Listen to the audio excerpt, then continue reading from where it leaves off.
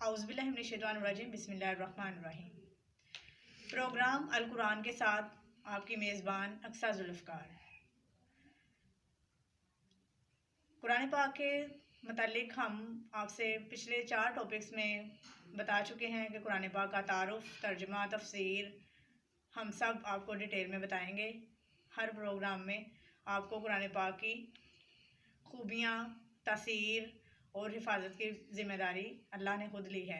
इसी तरह आज के प्रोग्राम में भी हम कुरान पाक का टॉपिक लेके आए हैं। इससे पहले अगर आप हमारे चैनल पर नए हैं तो चैनल को प्लीज़ सब्सक्राइब कीजिए, शेयर कीजिए, कमेंट कीजिए। चलते हैं आज के टॉपिक की जानिब। आज का टॉपिक है टॉपिक नंबर 5, कुरान मजीद की हिफाजत। कुरान मजीद चूँकि अल्लाह की किताब है तो अल्लाह ने कुरान मजीद की हिफाजत का ज़िम्मा खुद लिया है।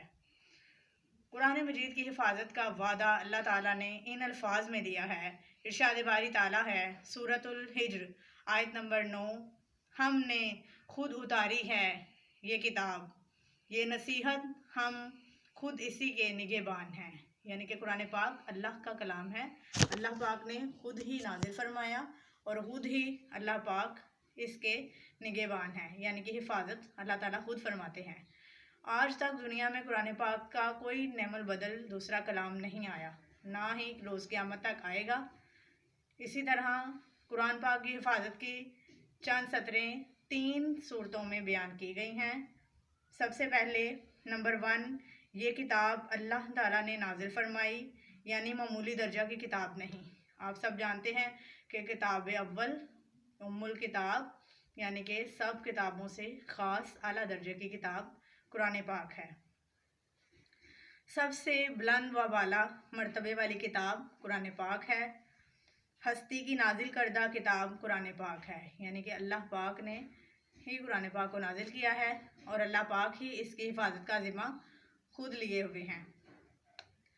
जो तमाम कुव्वतों का मालिक है, अल्लाह पाक बहुत बड़ा रहीम व करीम जुल जलाल है, कादिर मुतलिक है, हम सब का परवरदिगार है। उससे हैवी तो कोई चीज़ है ही नहीं। तो इसी तरह अल्लाह पाक सबसे ज़्यादा अहम ज़िम्मेदारी कुरान पाक की हिफाजत की ज़िम्मेदारी अल्लाह के सुपुर्द है। तो अल्लाह पाक इसकी बेहुरमती कोताही बर्दाश्त नहीं कर सकता, और जहाँ पर कुरान पाक की बेहुरमती की जा रही होगी अल्लाह पाक का कहर व गज़ब वहाँ नाजिल होगा। अल्लाह ताला हमें कुरान पाक की हिफाजत करने की तौफीक अता फरमाए।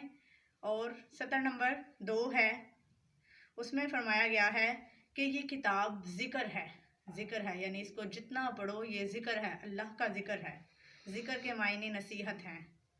अल्लाह का ज़िक्र हर मुसलमान को सुबह शाम करना चाहिए, बल्कि दिन में जितनी सांसें चलती हैं इसके साथ साथ हमें अल्लाह का ज़िक्र करना चाहिए। कुरान पाक की तिलावत करनी चाहिए, अल्लाह के ज़िक्र को बुलंद बाला करना चाहिए। 70 नंबर 3 और आखिरी सतर, अल्लाह ताला ने खुद ही इस किताब की हिफाजत का ज़िम्मा उठाया है। ये हकीकत है कि कुरान पाक जिस शान से उतरा है बग़ैर किसी तब्दीली के असल हालत में दुनिया में अब तक मौजूद है और बरोज़ क़यामत तक मौजूद रहेगा। कुरान पाक की ज़बान, फसाहत व बलागत और असूल व अहकाम अपनी जगह पर कायम व दायम हैं। कुरान पाक एक रोशन किताब है। इरशाद बारी ताला है सूरतुल ज़मर आयत नंबर 22, तर्जुमा, भला जिस शख्स का सीना अल्लाह ने खोल दिया हो वो अपने रब की तरफ से रोशनी पर हो।